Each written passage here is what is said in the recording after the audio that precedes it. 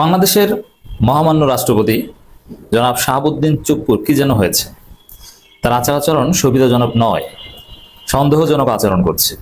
এই শাহাবুদ্দিন চুপ্পু যে কোনো সময় অঘটনও ঘটিয়ে দিতে পারে, আমাদের সতর্ক থাকতে হবে। অতিভক্তি চোরের লক্ষণ, অতি ভালো ভালো কিছু নয়। এই শাহাবুদ্দিন চুপ্পুকে আপনারা সবাই জানেন। এই শাহাবুদ্দিন চুপ্পু পিওর ভারতের দালাল, ভারতে ট্রেনিং প্রাপ্ত মুজিব বাহিনীর সদস্য ছিলেন এবং হাসিনার পা ধরে সালাম করতে পারলে কতটা গর্বিত হতেন মনে নাই আপনাদের? তিনি নিজে বলেছেন ছাত্রলীগ করতেন। আর এই সময় হাসিনা 15 বছর ফেসিবাদ কায়েম করার পর পরবর্তী 5 বছরের জন্য কাকে রাষ্ট্রপতি বানাবে? একদম চূড়ান্ত পর্যায়ে শেষরা কাউকে রাষ্ট্রপতি বানাবেন, সেটাই করেছেন। শাহাবুদ্দিন চুপ্পু তো ওই শেষরার সর্বোচ্চ লেভেল। সেই শাহাবুদ্দিন চুপ্পু আমিরে জামাতের স্বাস্থ্যের খোঁজ নিচ্ছেন, মানে জামাত ঘনিষ্ঠতা খুব সুন্দর। আবার 5 আগস্ট উপলক্ষে বাণী দিয়েছেন কি ফেসিবাদের মূলোৎপাটন করে জুলাইয়ের চেতনা পরিপূর্ণ বাস্তবায়ন করতে হবে। 5 আগস্ট ফেসিবাদ চূড়ান্তভাবে পরাজিত হয়েছে, মানে কেমন কথা এটা? চুপ্পু এটা অন্যভাবেও দিতে পারতেন, কিন্তু একদম বিপ্লবীদের ভাষায় শাহাবুদ্দিন চুপ্পু 5 আগস্টকে সেলিব্রেট করছেন। এটা বোঝাই যায় যে রাষ্ট্রপতির হিসাবটা ভিন্ন, রাষ্ট্রপতির স্বাধীনতা নেই, তাকে যেটা বলবে সেটা বলতে হচ্ছে। যদি তাকে তো অনেকে পদত্যাগ করতে বলছে, পদত্যাগ করে তিনি সরকারের সাথে নেগোসিয়েশন করে সেফ এক্সিট নিতেন, বিদেশে যেতেন না, তিনি ওই পদেও থাকবেন। বোঝা গেলে ভেজাল আছে। হাসিনা নাই, চুপ্পুর কেউ নাই, তিনি তো চিকিৎসার জন্য বা কোনো কারণে বিদেশ যে তখনও বলতে পারেন যে আমি আর আসবো না বাবা, তোমরা চালাও, আমি পদত্যাগ করলাম। কিন্তু না, তিনি পদত্যাগ করবেন না, তিনি এই বঙ্গভবনেই থাকবেন। আবার জামাতের আমিরের স্বাস্থ্যের খোঁজ খবরও নিবেন, বাইরে বের হতেও সাহস পাবেন না। আবার 5 আগস্টকে ফেসিবাদের চূড়ান্ত পতন, জনগণের চূড়ান্ত বিজয় হিসেবেও দেখবেন। এটা সন্দেহজনক। এখন সন্দেহজনক কেন? হ্যাঁ, রাষ্ট্রপতি বাদ যেমন ইয়াজউদ্দিনকে আমরা দেখেছিলাম বিএনপি নিয়োগ করেছিল, শেষ পর্যন্ত বিএনপিকে বাস দিয়ে চলে গেছে, কিন্তু এতটা ইউটার্ন কিন্তু ছিল না। যারা তাকে রাষ্ট্রপতি নিয়োগ করেছে তাদেরকে ফ্যাসিস্ট বলা এতটা নিচে কেউ নামেনি যেটা চুপ্পু নেমেছে। এখন আওয়ামী লীগের লোকজন কি করবে চুপ্পুকে? কি মনে করেন যে চুপ্পুকে গাদ্দার বলে চুপ করে বসে থাকবে? না, এখানে দুইটা বিষয়। একটা হতে পারে যে আওয়ামী লীগ আর ফিরবে না, তার চাইতে বরং ওদেরকে গালাগালি করে যদি আমি বাঁচতে পারি বাঁচি, একটা বিষয়। আর একটা বিষয় হচ্ছে যে না, এটা আওয়ামী লীগের পরিকল্পনা করছে। আমার ব্যাখ্যা হচ্ছে যে চুপ্পু যে লেভেলের দালাল, হাসিনার সাথে বঙ্গভবনে বসে বিভিন্ন সময় কথাবার্তা বলেন, তিনি যোগাযোগ আছে আওয়ামী লীগের লোকজনের সাথে, ঠিকই যোগাযোগ আছে। তাহলে এটা একটা নাটক হতে পারে যে ঠিক আছে চুপ্পু তোমার ইমেজ বিল্ডিং করো, যে চুপ্পু ভালো, এই যে ভালো হয়ে গেছে, আওয়ামী লীগ ছেড়ে দিয়েছে, বিপ্লবের পক্ষের শক্তি। যেমন সেনাপ্রধান বিপ্লবের পক্ষের শক্তি, চুপ্পু এখন বিপ্লবের পক্ষের শক্তি। অর্থাৎ ফেসিস্ট এলিমেন্ট বলতে কিছু আর নেই। এটা বলে তুমি টিকে থাকো, ভিতরে ভিতরে আমাদের হেল্প করো। আরেকটা বিষয় মনে রাখবেন যে চুপ্পু এবং আর্মি চিফ দুইজনেই কিন্তু হাসিনা নিয়োগকৃত। এখন ওই সময়ের যে পরিস্থিতি ছিল 5 আগস্টে, চুপ্পু ওয়াকার ওদের বাপ যদি কবর থেকে উঠে আসতো তারপরও জনগণকে নিয়ন্ত্রণ করতে পারতো না, গণভবনে ঢুকে পড়তো। তাহলে এই বিষয়টার অর্থ কি? এটা হতে পারে যে চুপ্পু এবং সেনাপ্রধান মিলে বাংলাদেশে 111 বা কিছু একটা ঘটিয়ে দিতে পারে। এবং তারা দেখেন 111 বা অন্য কিছু করতে গেলে প্রথম ভয় কি? প্রথম ভয় হচ্ছে যে এদেরকে ফ্যাসিস্টদের দোসর বলবে, আওয়ামী লীগের দোসর বলবে, ভারতের দালাল বলে জনগণ পিটিয়ে পিঠের চামড়া উঠিয়ে ফেলবে। এটা হচ্ছে 111 পন্থী বা মিলিটারি কু করলে তাদের ভয়। মিলিটারিকে পিটিয়ে একবারে পোশাক খুলে ফেলবে যদি কু করতে যায়, তরুণ প্রজন্ম এটা করবে। এটা হচ্ছে বড় ভয়। এই জন্যে যারাই মিলিটারি কু করবে অথবা 111 ঘটাবে, তারা প্রথমে নিজেদেরকে বিপ্লবের পক্ষের শক্তি হিসেবে উপস্থাপন করবে। তারা 5 আগস্টের পক্ষেই থাকবে যে না, হাসিনার বিরুদ্ধে আমরা বাংলাদেশের পক্ষে, তরুণদের পক্ষে। নিজেদেরকে এইভাবে প্রেজেন্ট আগে করবে, এইভাবে ক্যারেক্টারাইজড করবে, দেন ওইটা করতে পারে। তো দর্শক, ফেসিবাদের মূলোৎপাটন করে জুলাইয়ের চেতনা পরিপূর্ণ বাস্তবায়ন করতে হবে। এখন পরিপূর্ণ বাস্তবায়নের অংশ হিসেবেই 111 ঘটিয়ে দিতে পারে যে না, ফেসিবাদের পতন হয়েছে 5 তারিখ, ঠিক আছে, এই হয়েছে সেই হয়েছে, সব ঠিক আছে, হাসিনা ফেসিস্ট ছিল, সব ঠিক আছে। কিন্তু 5 আগস্টের যে চেতনা, আমাদের 36 জুলাইয়ের যে চেতনা, এই চেতনা ইউনূস সরকার বাস্তবায়ন করতে পারছে না। অতএব তাদেরকে হটিয়ে আমরা একটা নতুন বাংলাদেশ গড়তে চাই, যেটা মানুষ চায়। এই জন্য আমাদের 111 লাগবে, অন্য কোনো সরকার লাগবে, ব্যাপক সংস্কার করবে, জরুরি অবস্থা জারি করবে, আইন শৃঙ্খলা পরিস্থিতি ঠিক করে দিবে, সেই এই ধরনের ঘটনাও রাষ্ট্রপতি এবং সেনাপ্রধান দুইজনে চাইলেই 111 ঘটাতে পারে। এই জন্যে এই অতি হুজুর হয়ে যাওয়া, অতি ভালো চুপ্পুর আচরণ, এটা সন্দেহজনক হিসেবে আমি দেখতে চাই। এই 5 তারিখের মধ্যে চুপ্পুর অপসারণের একটা কথা ছিল, কিন্তু এনসিপির ভুলের কারণে সেটা হয়নি। রাষ্ট্রপতি মোহাম্মদ শাহাবুদ্দিন বলেছেন, সুখী সমৃদ্ধ বাংলাদেশ গড়ে তুলতে ফ্যাসিবাদের মূলোৎপাটন করে জুলাইয়ের চেতনা পরিপূর্ণ বাস্তবায়ন করতে হবে। 5 আগস্ট জুলাই গণঅভ্যুত্থান দিবস উপলক্ষে এক বাণীতে কথা বলেন। তিনি বলেন, বৈষম্যমূলক রাষ্ট্র ব্যবস্থা ও ফ্যাসিবাদী অপশাসনের বিরুদ্ধে ছাত্র শ্রমিক জনতা সম্মিলিত প্রতিরোধ করে তুলে 2024 সালের আজকের দিন চূড়ান্ত বিজয় অর্জন করে। ঐতিহাসিক এই অর্জনের বর্ষপূর্তি উপলক্ষে আমি দেশের মুক্তিগামী ছাত্র জনতাকে জানাই আন্তরিক শুভেচ্ছা ও অভিনন্দন। জুলাই গণঅভ্যুত্থানের সব শহীদদের প্রতি শ্রদ্ধা জানিয়ে রাষ্ট্রপতি বলেন, যারা দেশকে স্বৈরাচার মুক্ত করতে গিয়ে সর্বোচ্চ ত্যাগ স্বীকার করেছে, আমি তাদের আত্মার মাগফিরাত কামনা করি। এই গণঅভ্যুত্থানে আহত, বঙ্গুত্ব বরণ ও দৃষ্টিশক্তি হারানো সকল বীর জুলাই যোদ্ধাদের ত্যাগ ও অবদানকে আমি শ্রদ্ধা ভরে স্মরণ করি। ওরে বাবারে, কত বড় জুলাই যোদ্ধা শাহাবুদ্দিন চুপ্পু, দেখছেন? এত ভালো না ভাই, এটার মধ্যে সন্দেহ আমি খুঁজছি। এজন্য ঠিক আছে, এটা চুপ্পু চাইলেই যে আকাম করতে পারবে তা না, আমাদের চেকে রাখতে হবে। বিশেষ করে যেহেতু চুপ্পু এবং ওয়াকার দুইজনেই একই গোডাউনের মাল, এজন্য আমাদের সবসময় সতর্ক থাকতে হবে যে এই দুইজনে কোনো আকাম না ঘটিয়ে দেয়। জুলাই গণঅভ্যুত্থানের শহীদদের পরিবার ও আহতদের জন্য ন্যায় বিচার নিশ্চিত করা রাষ্ট্রের পবিত্র দায়িত্ব। এই দায়িত্ব পালনে রাষ্ট্র অঙ্গীকারবদ্ধ বলেন তিনি। এর মানে কি? হাসিনার ফাঁসি চায়, হাসিনার ফাঁসি চায় চুপ্পু, বুঝতে পারছেন? রাষ্ট্রপতি মোহাম্মদ শাহাবুদ্দিন চুপ্পু জুলাই গণঅভ্যুত্থান ছিল দীর্ঘদিনের বঞ্চনা, দুঃশাসন, দুর্নীতি, লুটপাট, গুম, খুন, অপহরণ, ভোটাধিকার হরণ সহ সব ধরনের অত্যাচার নিপীড়নের বিরুদ্ধে তরুণ প্রজন্ম আপামার জনতার ক্ষোভের বিস্ফোরণ। আচ্ছা, ভোটাধিকার হরণের বিরুদ্ধে, অথচ এই ভোটাধিকার হরণকারীকেই তো আব্বা আব্বা আপা আপা বলতো। যাই হোক, এগুলো মনের কথা না, এটা সবাই বুঝে, কিন্তু এই ক্যারেক্টারাইজেশন, এটার পিছনে দুর্বিসন্ধি থাকতে পারে। রাজনীতির হিসাব নিকাশ এখন গোপন জায়গায় চলে গেছে। প্রকাশ্যে আপনারা যেটা দেখছেন এগুলো কিছু না, এগুলো সব নাটক, কিন্তু প্রকৃত হিসাব গোপনে হচ্ছে। যেমন 111 যেটা হয়েছিল, যে উপরে উপরে আপনারা ভোট দিয়েছিলেন, আমরা ছোট ছিলাম তখন। 111 সরকার যে 8 সালে নির্বাচন করেছে, তখন আমরা 9 নিয়ে পড়তাম সম্ভবত, কিন্তু মনে আছে সবাই ভোট দিয়েছিল, কিন্তু ভোটের ফলাফল উল্টা। কাকে কয়টা সিট দেবে ঠিক হয়েছিল সিঙ্গাপুরে, থাইল্যান্ডে, বিভিন্ন জায়গায় বসে আমেরিকা মিলে ঠিক করেছিল যে জামাতকে 2টা দেওয়া হবে। এটা ডিজিএফআই কিভাবে কি ঠিক করেছে, এবং এটা জামাতের একজন আলেম লন্ডনে বসে তিনি জানতে পেরে বাংলাদেশে ছুটে এসেছিলেন। জামাতের আমির মতিউর রহমান নিজামীতুল্লাহ হোসেন সাইদি এদেরকে বলেছিলেন যে আপনাদেরকে সিট দেওয়া হবে 2টা, নির্বাচনে 1 মাস আগে বলেছে। তারা বিশ্বাস করেনি। তো যখন দেখলেন যে ঠিকই 2টা পেয়েছে, তখন সেই আলেমকে ডেকেছেন তাদের করম পরিষদ বৈঠকে বা নির্বাহী পরিষদ বৈঠকে, যে আপনি কিভাবে কি বললেন, নানান নড়াচড়া। সে আলেম দেলোয়ার হোসেন সাইদির খুব কাছের লোক ছিল, কিন্তু দেলোয়ার হোসেন সাইদি তাকে বলেছিল, ভাই আপনি আসেন পিরোজপুরে, মাদানী আলেম, আমার নির্বাচনী প্রচারণায় বক্তব্য দেন, কিন্তু তিনি যাননি। তিনি জানতেন হারিয়ে দেওয়া হবে। তিনি সম্ভবত চেয়েছিলেন যে নির্বাচন জামাত না করুক। এই জন্য আল্লামা সাইদি ওই বাগেরহাট বাড়িদার লন্ডনে আছেন, তার উপর রাগ হয়েছিলেন। পরবর্তীতে অবশ্য তাকে ডেকে কথা বলেছেন যে আপনার এই দূরদর্শী কিভাবে জানতে চেয়েছেন। এগুলো বললাম এই কারণে যে 111 একটা কনসেপ্ট হচ্ছে গোপন হিসাব নিকাশ। উপরে যা দেখেন এগুলো সব খোসা, ভিতরের জিনিস ওগুলো অন্য কিছু। এখন এই যে নির্বাচন কবে হবে, প্রধান উপদেষ্টার ভাষণ, জুলাই ঘোষণাপত্র, এগুলো উপরে খোসা, আসলে ভিতরে হিসাব নিকাশ চলছে। বিএনপিকে কয়টা সিট দেওয়া হবে, জামাতকে কি কলা ধরিয়ে দেওয়া হবে। এবার জামাত সচেতন, জামাতকে এবার বোকা বানানো যাবে না। জামাত দূরদর্শীদের পরিচয় দিয়েছে সাথে সাথে জুলাই ঘোষণাপত্রের পর, এবং জামাত আনুষ্ঠানিকভাবে যে প্রতিক্রিয়া জানিয়েছে মাননীয় প্রধান উপদেষ্টার ভাষণ এবং জুলাই ঘোষণাপত্রের, এটা অসাধারণ হয়েছে যে জামাতকে বোকা বানানোর দিন আর নাই। আর জামাত একা না, জামাতের সাথে চরমনাশী ইসলামী দলগুলো আছে, এমনকি গণ অধিকার পরিষদের সাথেও জামাতের কনসেপ্ট মিলে যাচ্ছে, এনসিপির সাথেও আংশিক মিলে যাচ্ছে। এখন আপনারা দেখেছেন যে এনসিপির নেতারা যায় কক্সবাজার, যদি ওখানে পিটার হাসের সাথে বৈঠক, আর যার সাথে বৈঠক আর যে উদ্দেশ্যে যায় ওখানে কক্সবাজারে যাও, এটা অস্বাভাবিক। পিটার হাস দেশে ছিলেন না হয়তোবা, অথবা থাকলেও নানান তথ্য আসছে, অথবা পিটার হাসের সাথে বৈঠকের কথা বলে আসল বিষয়টা ধামাচাপা দেওয়া হচ্ছে, কিন্তু ঘটনা অন্য কিছু ঘটেছে, এটাও হতে পারে। এখানে এই যে জুলাই ঘোষণাপত্র, নির্বাচন, এগুলো হচ্ছে সব উপর নাটক। ভিতরে কাকে জিতিয়ে দেওয়া হয়, কত পার্সেন্ট, এগুলো সব ভিতরে চলছে। এই জায়গায় ভিতরে হিসাবটা কার কার সাথে চলছে, আমার মনে হয় যে প্রথম পার্ট হচ্ছে বিএনপি। যেমন 111 সরকার ভাগ বাটোয়ারাটা করেছিল আওয়ামী লীগের সাথে, বিএনপিকে কিন্তু বোকা বানিয়েছিল, বিএনপি কিন্তু ভাগে ছিল না, জামাতকে তো বলেইনি। এমন না যেমন 18 সালের নির্বাচন যেটা, ওইখানে ওইটাও ভাগ বাটোয়ারা, ওখানে বিএনপি নিজেরাই রাজি ছিল। 18 সালে নির্বাচনের কথা ছিল যে আওয়ামী লীগ ক্ষমতা আসবে, বিএনপিকে 60টা বা 70টা আসন দেওয়া হবে।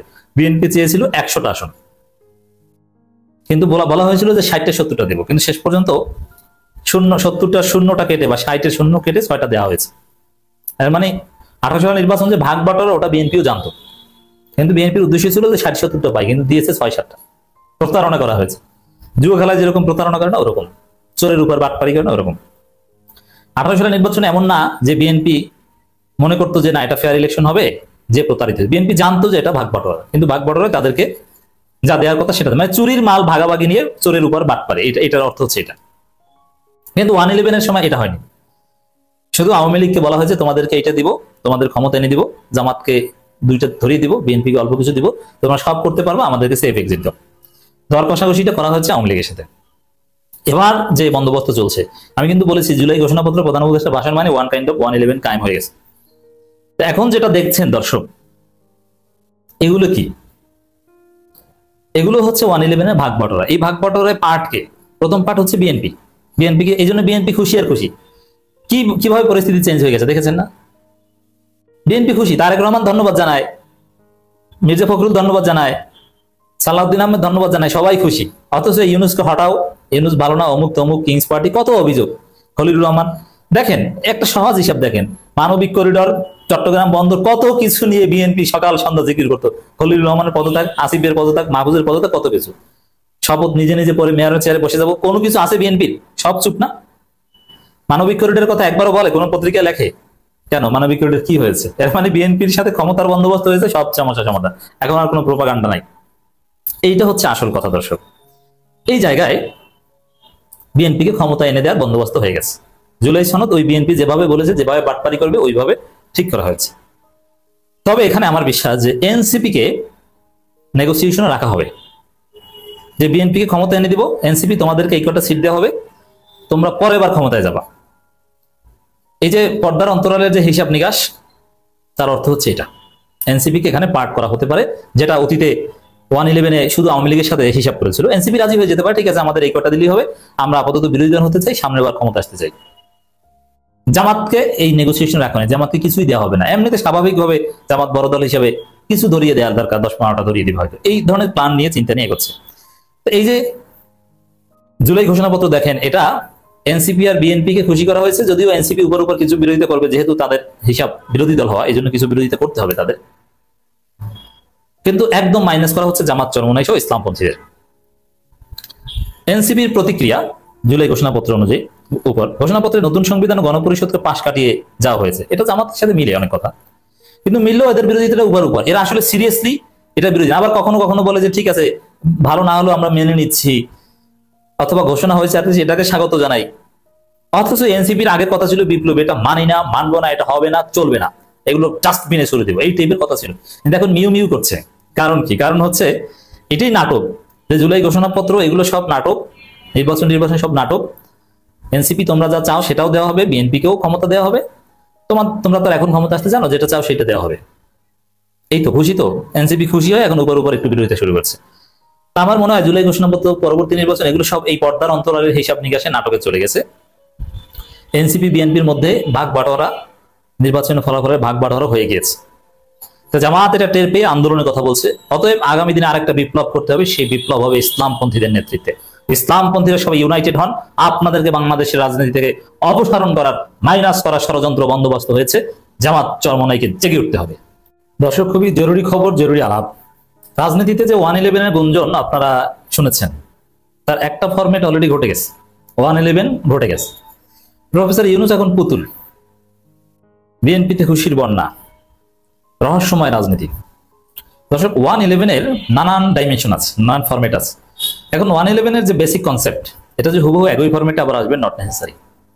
এক ফরম্যাটে কখনো আসা, কারণ ওই ফরম্যাটের চোরাগলি সব মানুষের কাছে পরিচিত। ওই ফরম্যাটে 1/11 আসতে চাইলে মানুষ এটা গ্রহণ করবে না। এই জন্য 1/11-এই ঘটানো হবে একটু ভিন্ন ফরম্যাটে। যেমন হাসিনার চুরির সিস্টেমটা দেখেন। হাসিনা 2014 সালে করলো ভোটারবিহীন নির্বাচন। এরপরে 18 সালে চিন্তা করলো যে না, 18 সালে আর ভোটারবিহীন নির্বাচন করা যাবে না। তারপরে বিএনপি সহ সবাইকে নিয়ে রাতে ভোট নিয়ে নিল। 24 সালে দেখলো না, এবার আর রাতে ভোট নেওয়া যাবে না। এরপরে করলো ডামি নির্বাচন।